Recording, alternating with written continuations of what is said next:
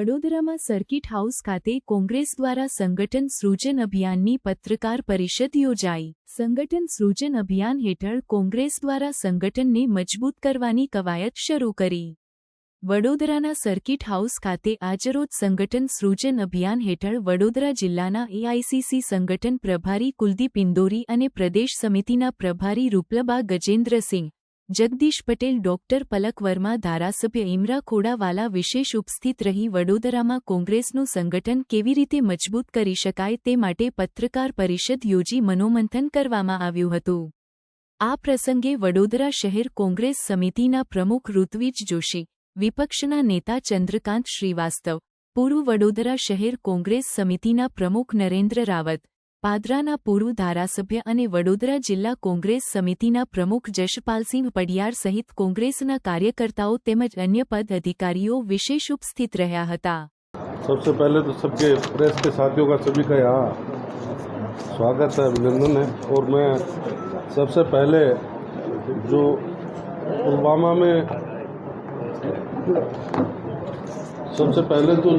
में जो घटना घटी है उसके लिए मैं अपनी शोक संवेदनाएं व्यक्त करता हूं।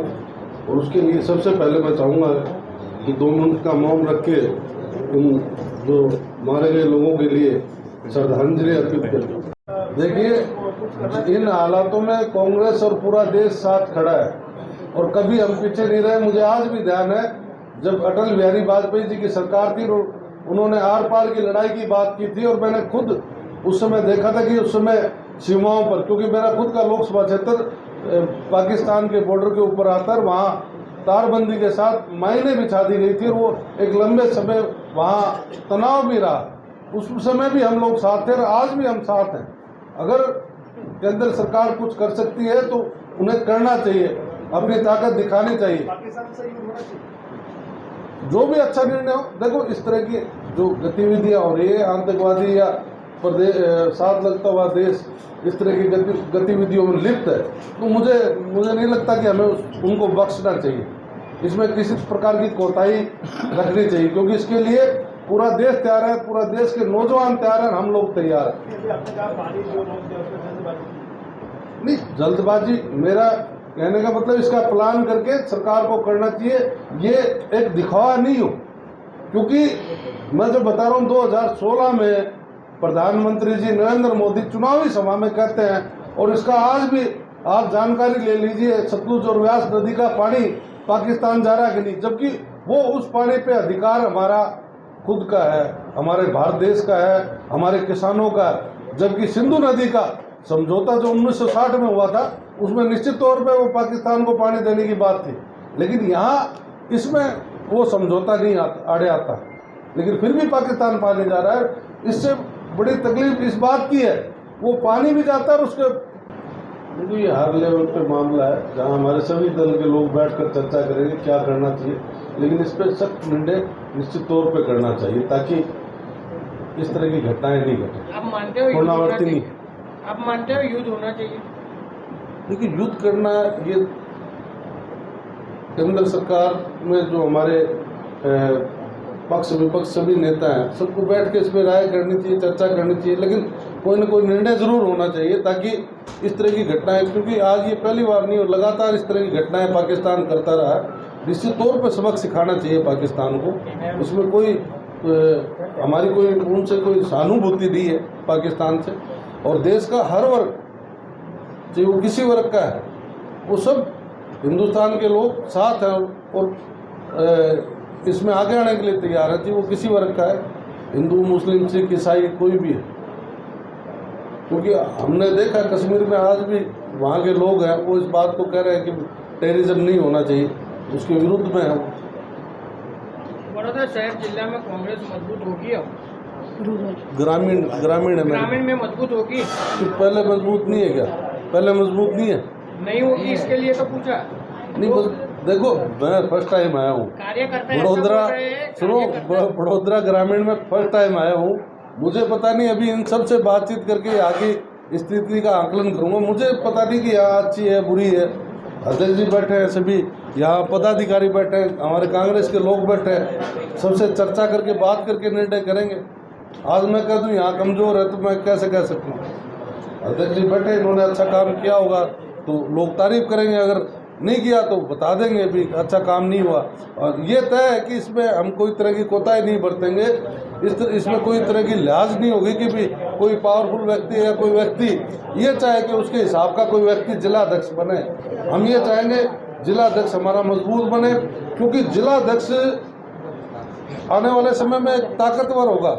उसके पास ये ताकत होगी कि जो 5 विधानसभा ग्रामीण की पूरे प्रदेश की भी वही रहेगा। जो विधानसभा में हमारा ग्रामीण का जो अध्यक्ष होगा वो टिकटों का फैसला करेगा, उसकी राय महत्वपूर्ण होगी, तो उससे भी उस जिला अध्यक्ष की ताकत बनेगी, मेरा ये मानना है। क्योंकि जब चुनाव समिति की बैठक होगी उसमें उसको स्पेशली बुलाकर उस जिले के संबंध में चर्चा होगी। देखिए, ये तो आप खुद भी सुनते हैं मोदी जी का, देश सुरक्षित हाथों में, मोदी जी है तो सुरक्षित है। तो अब ये कोई पूछने वाली बात ही नहीं है, आप सबके सामने क्या हालात है। ये आपने 370 भी हटा दी, आप ये कह रहे हैं भी देश सुरक्षित है, आपने वहाँ कोई सुरक्षा की व्यवस्था भी नहीं कर रखी, तो क्या कारण है? इस पे तो खुद प्रधानमंत्री जी, सरकार निश्चित तौर पे फेलियर है, क्योंकि देश में जो वर्तमान हालात हैं, लोग चुप है, पता नहीं क्यों चुप है। बहन, आप देखिए, किसान आज भी आंदोलित है। डल्लेवाला जी को बुलाकर वार्ता के लिए आप बात करते हैं और पीछे से किसानों को उठाकर जेल में कर देते हैं। क्यों भाई?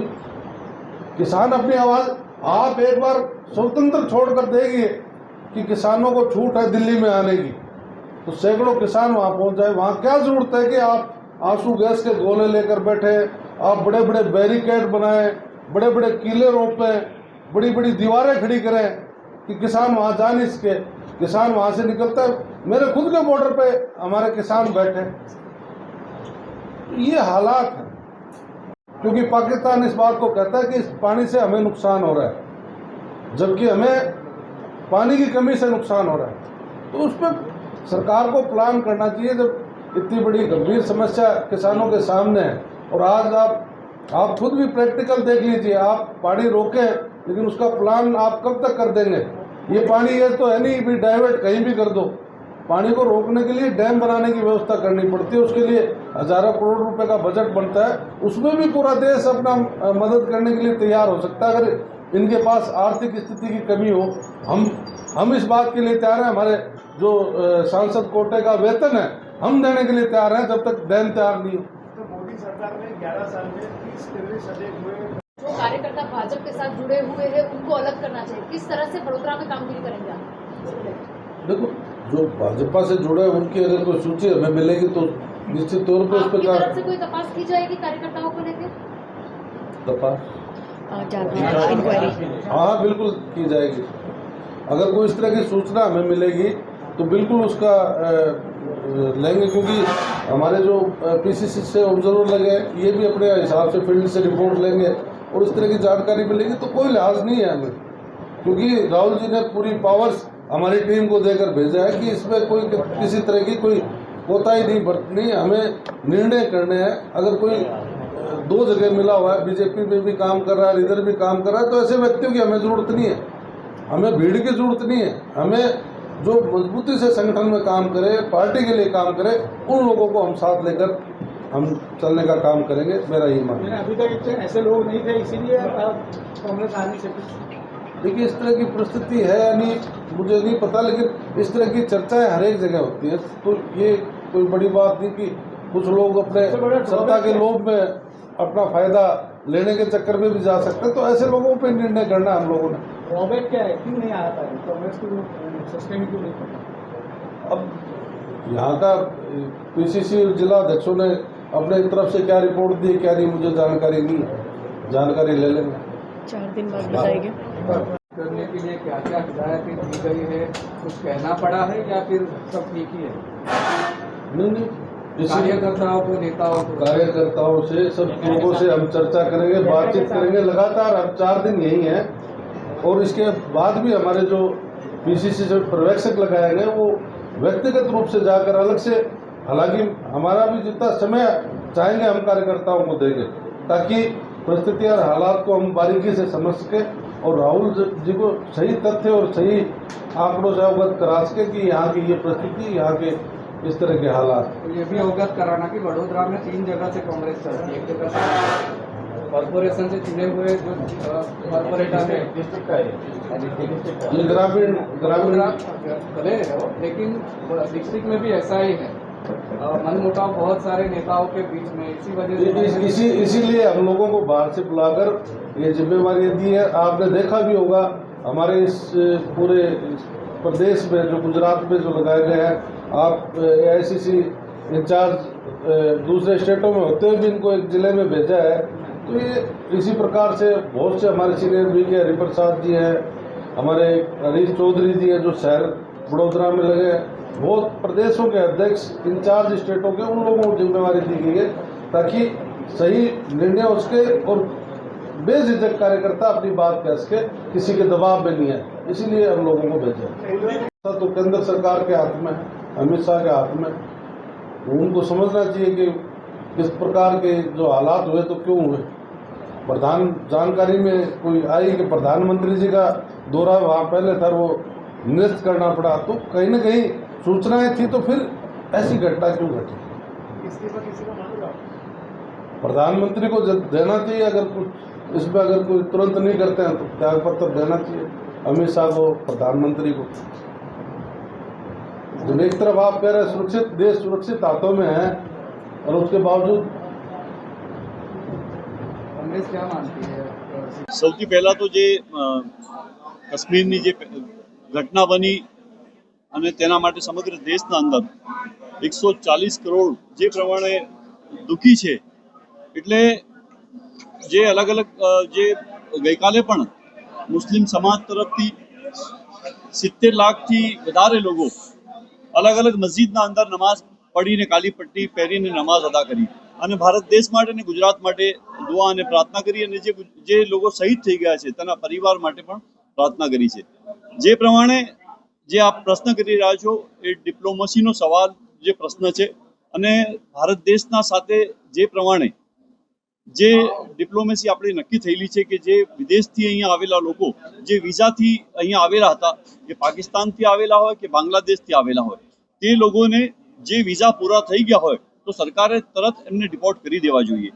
જે પ્રમાણે અમદાવાદ શહેરના અંદર આપ પહોંચો તે પ્રમાણે કે 400થી વધારે બાંગ્લાદેશીઓને સરકાર અને ગૃહ વિભાગ દ્વારા એમને પકડવામાં આવ્યા છે। સુરતના અંદર પણ આ પ્રમાણેનું જે એક્શન કરવામાં આવી છે, તો સરકારે ચોક્કસ આ પહેલા કરવાની જરૂર હતી। જ્યારે આવી ઘટનાઓ બનતી હોય છે ત્યારે સરકાર, હું સમજુ છું કે જે પ્રમાણે એક્શન લેવા જોઈએ એ ટાઈમમાં જ લેવા જોઈએ। 400થી વધારે જ્યારે બાંગ્લાદેશીઓ જ્યારે તમે કહો છો અમદાવાદ શહેરના અંદર રહી રહ્યા છે, સુરતના અંદર રહી રહ્યા છે કે બીજા વિસ્તારોના અંદર રહી રહ્યા છે, ત્યારે એ બાંગ્લાદેશી કેવી રીતે અહીંયા આવ્યા એ બધા જ તપાસનો વિષય છે કે સરકાર પાસે અલગ અલગ ફોર્સિસ છે, સરકાર પાસે IB છે, સરકાર પાસે પોલીસ છે, ક્રાઇમ બ્રાન્ચ છે, એ બધી જ સરકાર પાસે વ્યવસ્થા હોય છે। તો હું સમજુ છું કે સરકાર આમાં કોઈ જગ્યાએ મિસશીપ થયું હશે સરકારથી, તો સરકારે જે અત્યારે એક્શન લઈ રહી છે, તો સરકારના સાથે હંમેશા અમે એક જ વાત કરી છે, અમારા સન્માનીય નેતા રાહુલજીએ પણ વાત કરી અને અમારા વિરોધ પક્ષના નેતા અમિત ચાવડાએ પણ આજે વાત કરી છે કે જે પ્રમાણે જે લોકો કોઈ સમજો કસૂરવાર છે તો એને ચોક્કસ સમજો સજા થવી જોઈએ અને આ પ્રમાણેના લોકો જે બહારથી આવીને અહીંયા રહેતા હોય તો ચોક્કસ એને ડિપોર્ટ કરવા જોઈએ। પરંતુ સરકાર, હું સમજુ છું કોઈ ને કોઈ જગ્યાએ સરકાર જે પ્રમાણે અત્યારે ફેલિયર છે એ મને લાગી રહ્યું છે।